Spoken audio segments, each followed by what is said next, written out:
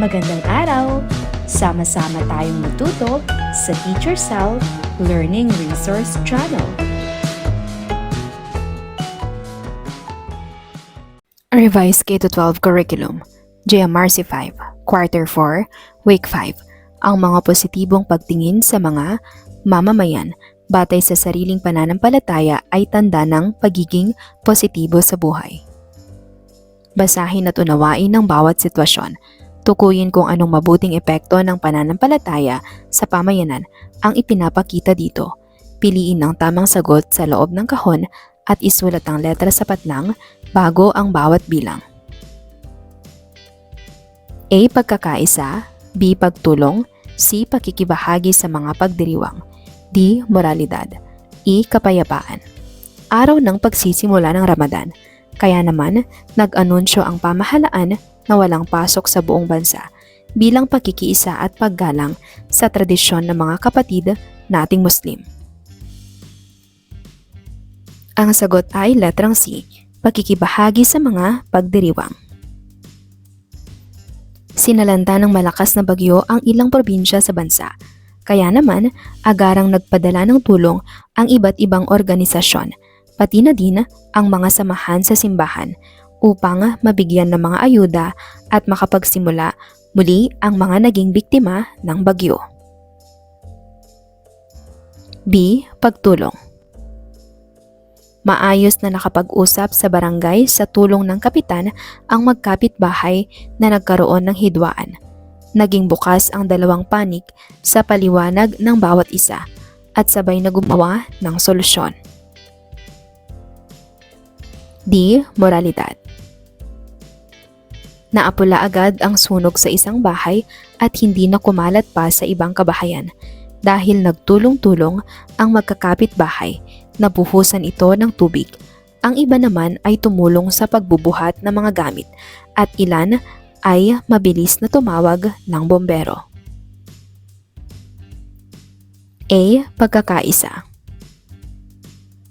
Ang Mindanao ay isang lugar kung saan namumuhay ng sama-sama sa isang komunidad ang mga Kristiyano at Muslim.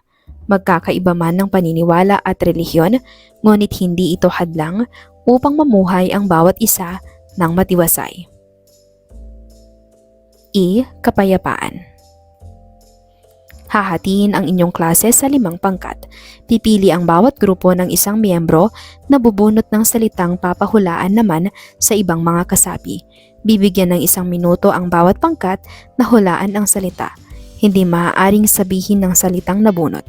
Papahulaan ito sa pamamagitan ng pagsasakilos. Narito ang mga salita. Paano mo mailalarawan ang gawain? Ano kaya ang kaugnayan ng mga salita sa isa't isa? Ano ang mangyayari sa pamayanan kung isasabuhay ng lahat ng mamamayan ang mga pagpapahalaga na nabanggit sa gawain? Ang pag-unawa sa sariling pagtingin ng mga mamamayan batay sa kanilang sariling pananampalataya ay isang mahalagang aspeto ng pagkakaroon ng respeto at pagmamahal sa isa't isa. Sa pagkilala sa sariling pananampalataya, nauunawaan ng bawat isa ang kahalagahan ng kanilang mga paniniwala at kultura. Ito ay nagbubuklod sa mga tao at nagpapalakas ng kanilang pagkakakilanlan sa lipunan. Sa pamamagitan naman ng pag-unawa at pagtanggap sa iba't ibang paniniwala at pananampalataya, nagkakaroon ng mas bukas na pananaw ang bawat isa sa komunidad. Ito ay nagbibigay daan sa mas mapayapang pakikisalamuha at naglalayong magtaguyod ng pagkakaisa at pagkakapantay-pantay sa lipunan. Ayusin ang mga letra upang mabuo ang hinahanap na salita na may kaugnayan sa positibong pagtingin sa kapwa bilang tanda ng pananampalataya.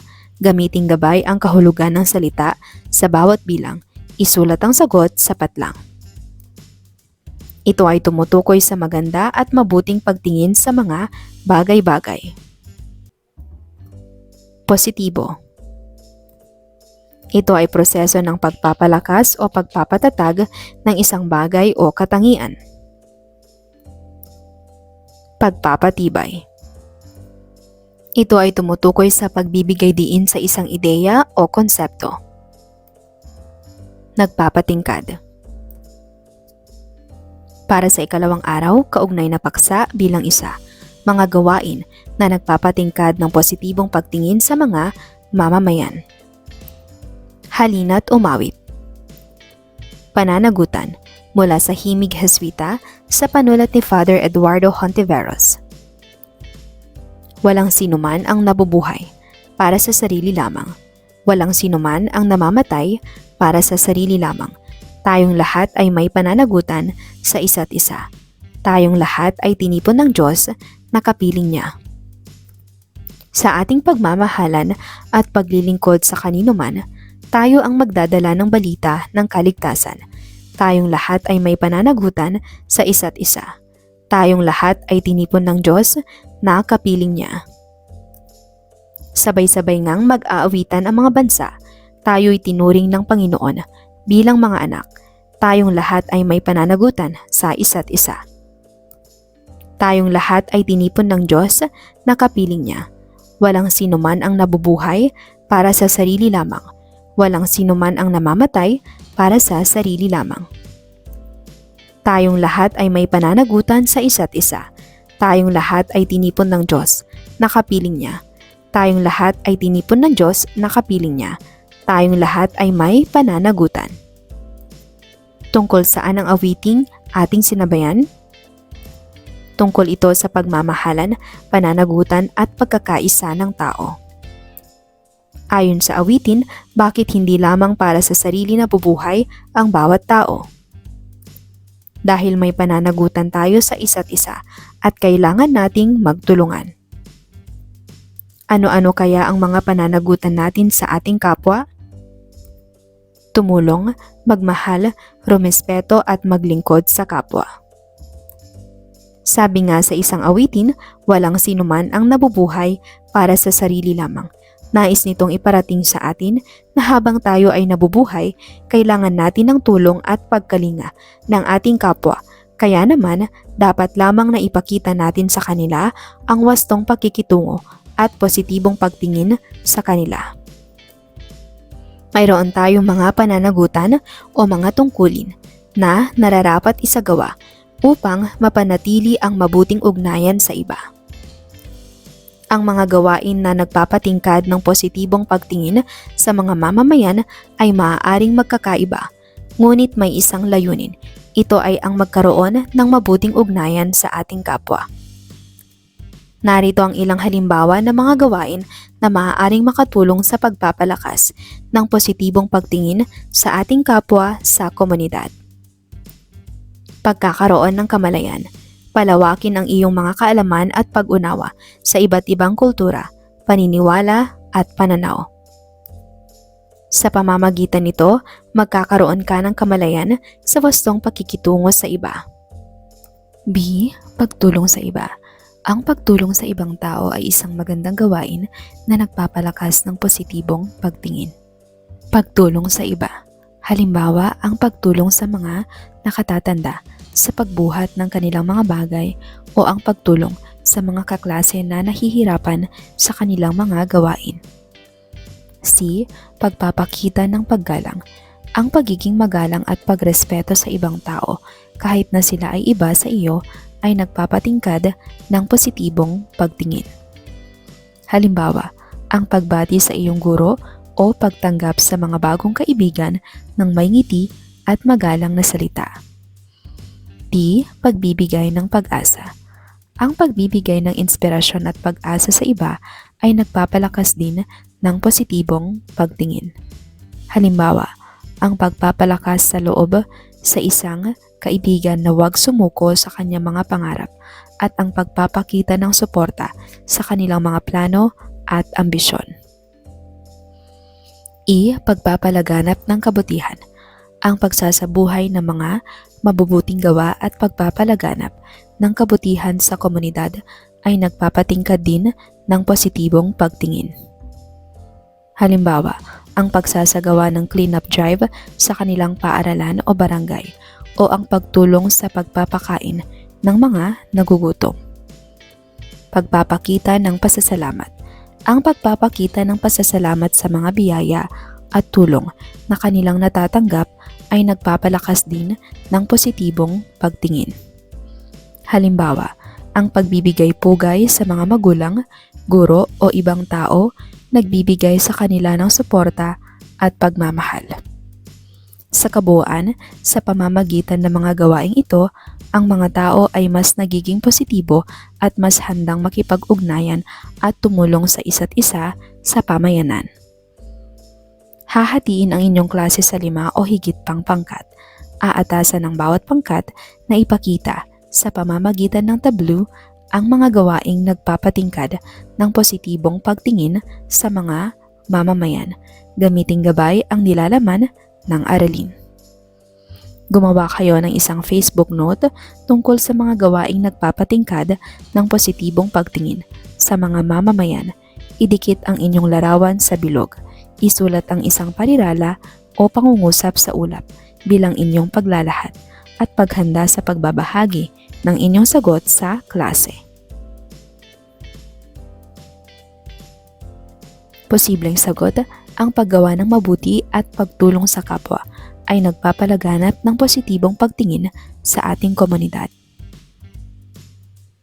Para sa ikalawang araw, kaugnay na paksa bilang 2, pagpapatibay ng sariling pananampalataya upang gumawa ng mabuti.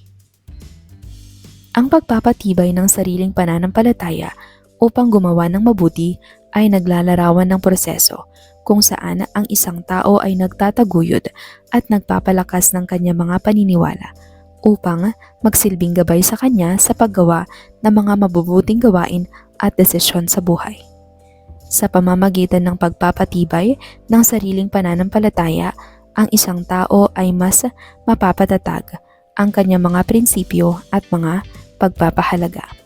Ito ay maaaring magdulot ng inspirasyon at determinasyon upang gawin ang tama at makatulong sa iba kahit nasa harap ng mga pagsubok at hamon. May iba't ibang paraan kung paano isinasagawa ang pagpapatibay ng sariling pananampalataya. Ito ay maaaring sa pamamagitan ng panalangin, pag-aaral ng mga banal na kasulatan, pakikibahagi sa relihiyosong mga aktibidad at ritual, o pagtanggap sa mga aral at halimbawa ng mga leader sa komunidad. Sa pangkalahatan, ang pagpapatibay ng sariling pananampalataya ay nagbibigay daan sa isang individual na maging mas tapat sa kanyang sarili at sa kanyang mga layunin sa buhay, na humuhubog sa kanya upang maging isang mabuting halimbawa at tagapaglingkod sa kanyang kapwa, pamayanan at pananampalataya. Puna ng graphic organizer. Isulat sa bawat bilog ang nasa gawain na maaari mong isagawa upang mapatibay ang iyong pananampalataya na makakapagdulot ng kabutihan sa sarili at sa iyong kapwa. Mga gawaing nagpapatibay ng sariling pananampalataya. Narito ang mga maaaring maging kasagutan: pagdarasal, pagbabasa ng mga banal na kasulatan, pagtulong sa nangangailangan, pagdalo sa mga relihiyosong gawain at ritual. Maghanap ng isang parabola o kwento mula sa inyong banal na aklat o kasulatan na nagtuturo ng kabutihan. Maaari kayong gumamit ng internet at mga video mula sa mapagkakatiwalaang sanggunian. Ihanda ang inyong sarili sa pagbabahagi nito sa klase. Para sa ikatlong araw, kaugnay na paksa bilang 3, positibong pagtingin sa mga mamamayan batay sa sariling pananampalataya. Ang positibong pagtingin sa mga mamamayan batay sa sariling pananampalataya ay isang prinsipyo na nagpapahalaga sa pagkilala at pagrespeto sa paniniwala ng bawat tao. Ito ay isang mahalagang prinsipyo na nagsusulong ng pagkakaintindihan at pagtanggap sa iba't ibang relihiyon at pananampalataya. Ang mga sumusunod na punto ay naglalaman ng mga pangunahing aspeto ng konseptong ito. Paggalang sa bawat pananampalataya. Mahalaga na igalang ang paniniwala ng iba kahit ano pa man ang ating sariling pananampalataya. Ang bawat tao ay may karapatang maniwala sa Diyos o sa anumang mas mataas na kapangyarihan na kanilang pinaniniwalaan. Ang paggalang na ito ay nagpapakita ng ating pagtanaw sa halaga ng bawat individual bilang isang nilalang na may sariling kakayahan at kalayaan na pumili ng kanilang mga paniniwala. Pagkakaroon ng bukas na isipan. Ang positibong pagtingin ay nangangahulugang bukas ang ating isipan sa iba't ibang pananampalataya. Sa halip na husgahan, subukan nating unawain kung bakit mahalaga sa kanila ang kanilang paniniwala. Ang pagkakaroon ng bukas na isipan ay nangangahulugang handa tayong makinig at matuto mula sa iba na nagiging daan upang mas mapalalim ang ating sariling kaalaman at pagkaunawa sa mundo. Pakikipagkaibigan at pagtutulungan. Sa kabila ng pagkakaiba sa pananampalataya, pwede pa rin tayong maging magkaibigan at magtulungan. Ang paggalang at pagkakaintindihan ay susi sa pagkakaroon ng maayos at mapayapang samahan. Ang pakikipagkaibigan at pagtutulungan sa iba't ibang relihiyon ay nagtataguyod ng pagkakaisa at nagpapalakas sa ating komunidad na nagdudulot ng mas matatag at masayang pamumuhay. Pagkakapantay-pantay. Ang bawat tao, anuman ang kanyang paniniwala, ay may pantay na karapatan at dignidad. Ang pagtanggap sa pagkakaiba-iba ng pananampalataya ay nagpapakita ng ating pagkilala sa karapatang pantao sa bawat isa.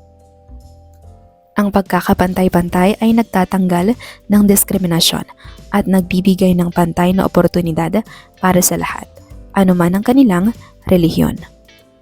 Pagpapalaganap ng kapayapaan. Ang pagkakaroon ng positibong pagtingin ay nagdudulot ng kapayapaan sa komunidad. Kapag nirerespeto natin ang pananampalataya ng iba, mas magiging maayos at mapayapa ang ating lipunan. Ang kapayapaan ay bunga ng pagkakaintindihan at pagtanggap na siyang layunin ng positibong pagtingin sa pananampalataya ng bawat isa.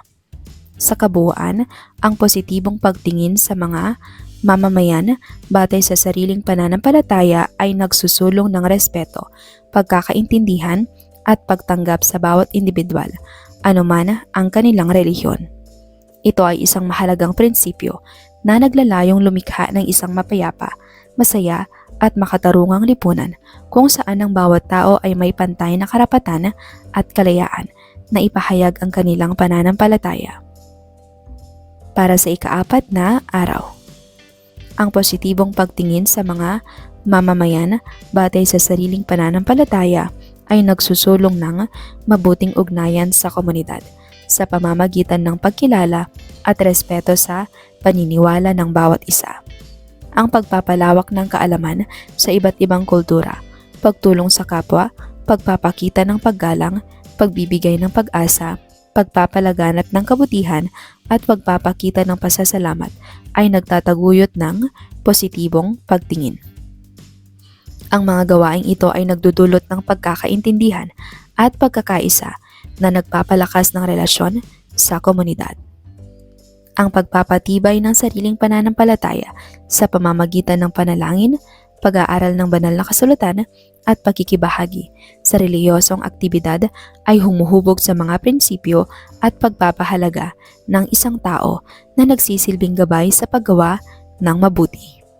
Sa pamamagitan ng paggalang sa iba't ibang pananampalataya, nagkakaroon tayo ng isang mapayapa, masaya at makatarungang lipunan kung saan ang bawat tao ay may pantay na karapatan at kalayaan na ipahayag ang kanilang pananampalataya.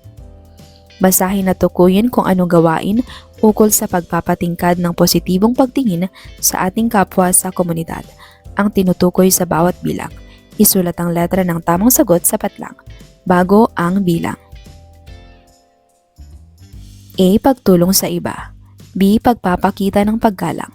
C. Pagbibigay ng pag-asa. D. Pagpapalaganap ng kabutihan. E. Pagpapakita ng pasasalamat.